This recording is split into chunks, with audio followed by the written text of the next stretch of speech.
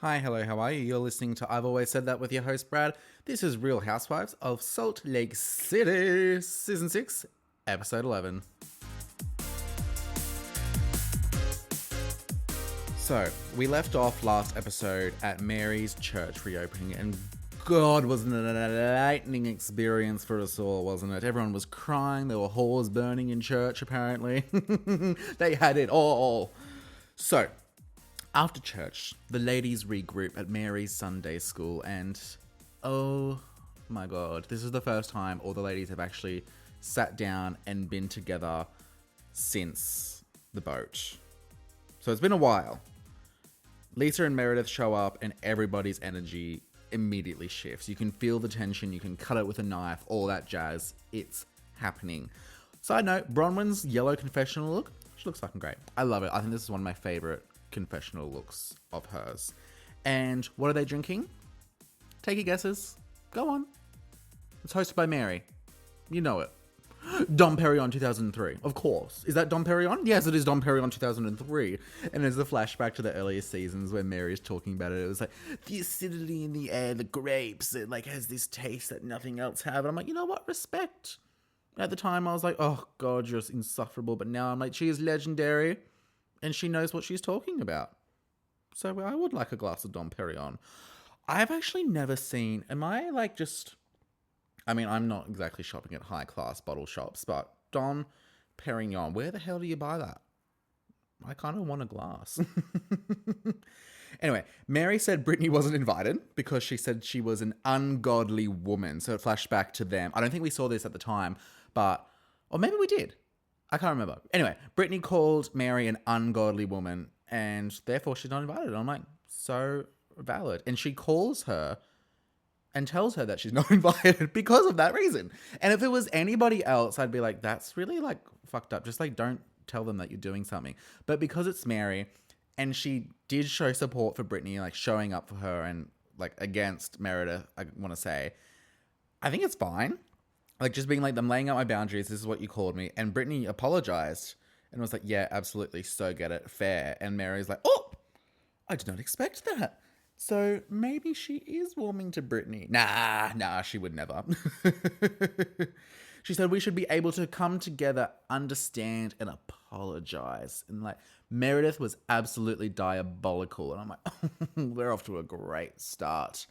So Meredith's got her ranges of anger like that she goes through, and they said that she was in an utterly disgusting range for over 2 hours, and it's like filmers it goes back to the scene where she's like yelling at Brittany in the van like, you are filming us, like that's the you are utterly disgusting, like that range for 2 hours. And I'm like, oh my God, that for 2 hours, that would be so intense. And she's like, that didn't happen.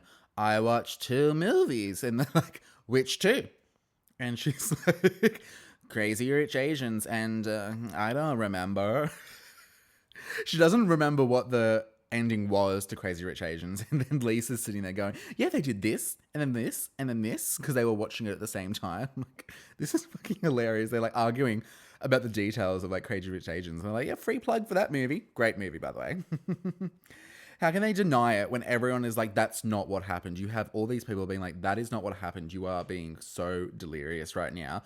And Angie, when we got that seating chart, she was a few seats ahead. And she's like, I was 5 rows ahead and I heard you. And they're like going at it a bit. And she's like, look, we don't need to be friends. I'm sorry she heard me venting. And I'm like, from the sounds of it, she didn't hear you venting. You were attacking her, Meredith. There is a big, big difference. And then they were like, you lost the right to cry when you harassed her. So obviously they started with Meredith being upset about Brittany bringing up Seth's possible indiscretions, which is obviously reason enough to be pissed off about. But if you're going to turn it around and take it to the nth degree and absolutely destroy and rip someone apart, then it's kind of like, you're the shitty person. Like, you need to either take the heart. I mean, it's Brittany. Like, why are you taking what she says so seriously? She gets triggered and you see the switch flip in her face. She's like, oh, I'm on. She's like ready to attack again. And I think Heather is very good at explaining the situation. She's just trying to be Very like factual, to the point, not take anyone's bullshit. And I really appreciate that. She says it's tipped the scales from supporting Meredith on the boat to Brittany on the plane. And I'm like, that's so valid because they were all there. I need to see this footage. What I would do to see this footage, like, it'd be absolutely crazy. Fucking Lisa's like, I didn't help her because I needed my space. I was listening to Kendrick Lamar. What? Why are we just name dropping people? And then Mary's sitting in the back. She's like, not Kendrick. What is this? This lunch has just turned into a meme. Lisa is actually backing Heather up at this point, and I'm like, whoa, what's going on? Like, what the fuck's happening right now? And then Meredith is like, says it's her or Brittany, and I'm like, you can't just give everyone an ultimatum like that. Bronwyn brings up that she had lunch with Meredith and possibly doesn't remember due to alcohol. Whitney says it's something of three things: hatred in your heart, anger problems, or mixing substances problem. And I'm like, oh, that's really fucked. And because Meredith was also talking about the lunch with Bronwyn and how Bronwyn brought up that it was possibly an alcohol issue, which she heard from Whitney. Now Whitney's pissed at Bronwyn. And I'm like, I mean, I would be pissed at Bronwyn as well. But I see that Bronwyn was coming from the right place and just trying to figure it out. But now her relationship with Whitney is kind of fucked as well. But then Whitney's saying it's three options: hatred in your heart, anger problems, or mixing substances problems. And I'm like, whoa, that's heavy. That's really fucking heavy, the areas we're getting into there. So I'm like, oh, shit. I don't imagine she's going to take that well. But anyway, new scene. Bronwyn isn't a US citizen. I'm like, sorry? That's news to me. She is a Brazilian UK citizen. I'm like, okay. They were talking about how Muzzy and her dad didn't plan on having a second kid and that she was an oops. She's an oops. And honestly, from what we've heard of Muzzy, I bet she meant it and that she doesn't even fucking like Bronwyn. And she's only there because of Todd's money. Oh! Who said that? Who said that? Not me. Not me. I didn't say that. Meredith and Lisa go to get their nails done, and Meredith says she has the biggest problem with Heather. And I'm like, why is she fucking like, I have the biggest problem with Whitney. I have the biggest problem with Heather. I'm like, I think you're being the problem, Meredith. And then also is obviously pissed off at Whitney for the drinking problem allegations. Lisa says she actually met with Brittany, and I'm like, oh, okay, interesting. And I think Meredith's actually considering meeting up with her as well. Because, like, at this point, the air needs to be cleared and a conversation needs to be had. We get a flash to Lisa and Brittany meeting up, and she's like, Lisa says to Brittany, I think your recollection is inaccurate. And I'm like, this is just getting old. And she's like, this is the 6th worst thing that's ever happened to me. And I'm like, what's 1 through 5, babe? What is 1 through 5? Back to Meredith and Lisa. And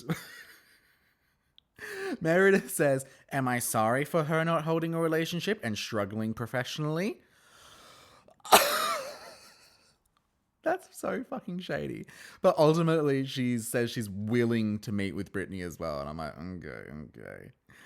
Whitney and Heather are taking an old mattress out in a U-Haul. Why? We're just getting these fucking random ass scenes now that like the drama's starting to dissipate. And Whitney says she's actually really worried that Meredith just blacked out. She describes about what she was going through with her dad initially when he was getting into his addiction and stuff.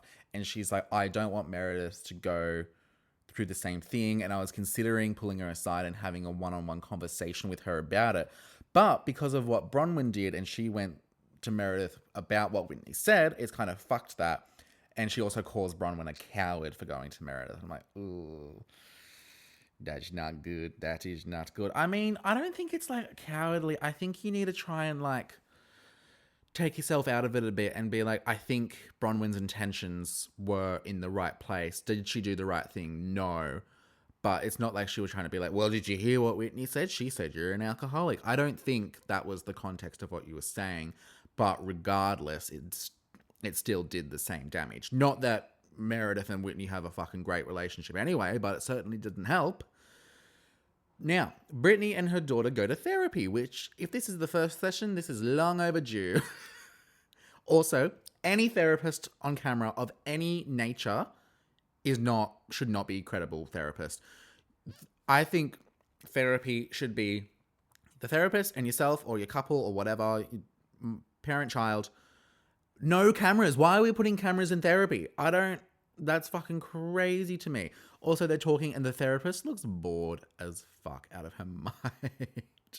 Olivia Brittany's daughter was like saying that they weren't her priority at all when Brittany got remarried. It was just Brittany, the new husband, and his kids, and then her own kids got put to the side. Comes down to her toxic relationship with men just continuing on. And the fact that she's still going on with Jared just shows that it just has continued and has not stopped. And once again, I find myself thinking she should be a housewife. Which I'm really...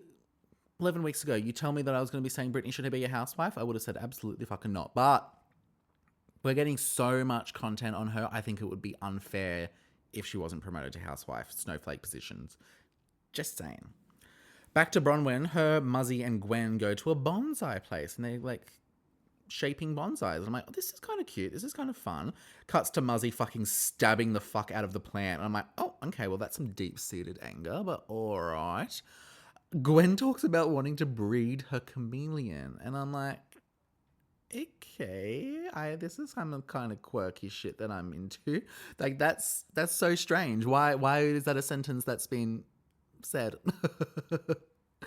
Muzzy says that she's going to leave as well because Gwen's going to leave once she starts studying and stuff and kind of fly the coop saying, Mum, that's what you wish you said you did, so that I'm going to do the same thing and not get stuck in the one place. Then Muzzy says that she's also going to leave. And Bronwyn's like, is it Todd? Because I can get rid of him. Bronwyn's clearly worried about being alone. Like, she very quickly, after she moved out and went to college, she got pregnant rather quickly. So that she's never been alone, especially since she had Gwen. So this will be the first time that she won't have anyone around. And I'm like, I kind of get that. That's kind of scary. You've got Todd. Not that he's a fucking joy to be around, but I mean, that's your choice anyway. Now, for the piece de resistance of the episode, Brittany and Meredith meet up. And I think this screen cap of the episode has been going around saying it should be hung in the Louvre, and I couldn't agree more. Brittany singing on the park bench and Meredith walking up behind her. I'm like, this is artistic right here. This is some dramatic shit that's going to go down for generations. I'm going to tell my grandparents about... My grandparents? They want to understand what the fuck's going on. My grandkids about this. I'm sure they'll love that. Meredith starts with saying, sorry that you heard me talking to Lisa on the plane. And I'm like, get the fuck out of here with that narrative. And I'm annoyed at Brittany for not sticking up for herself even more. Like, she should be like, no, you weren't just talking to Lisa. You were, like, fucking attacking me. She apologizes for hurting feelings and they want to move on with kindness and respect. Yeah, I'm sure that's so sincere. Like, it sounds like it, don't you think? Meredith wanting to move on. I don't think she has that capacity with Brittany. Brittany says she wants to forgive, especially like after going to therapy with her daughter. She's in the forgiving mood. And I'm like, oh. She apologized for bringing up the TikTok, which I'm like, good. I think that was her part of it. Meredith is actually surprised that she apologized for that. And I'm like, well, I think that's only fair. Like, are you going to give a proper apology now? No, of course not. And Meredith, she apologized. She says, I apologize for her. I'm sorry. I can't even say it because it's so fucked. I apologize that her feelings were hurt and she apologized for intentionally hurting mine. Meredith, you're fucked up. So basically she's still in her high horse and she's like, Brittany's in the wrong and I absolutely did nothing. Anyway, they agree on civility and to move forward. Obviously, they're on this fucking show together. They can't just have the show with half the cast not talking to each other. So they're going to be moving forward. I think they're going to Greece soon. So it's going to be very interesting to see how the dynamics of that go. Overall, I think it was a bit of an all over the place episode. It was just kind of like leading to this conclusion with Brittany and Meredith. And honestly, it wasn't a very satisfying conclusion. I'd rather them just talk about it and argue continuously for a few more episodes. But I guess you got to wrap it up at some point. It was an okay episode. I think because we've been on such a high for so many episodes now, that like this one was a bit of a lull, which is fine. You got to have a bit of a lull before we take flight to Greece with Angie. But yeah, pretty chill. I'm going to give this a score of, let's go 67%. Yeah, that's what I'm feeling. Let me know your thoughts on the episode. Remember to like, comment, subscribe, share with your friends. Follow us on Instagram and TikTok at I've Always Said That.pod. This has been your host, Brad, for I've Always Said That with a Real Housewives of Salt Lake City. Thank you. You're welcome. Love you. Bye.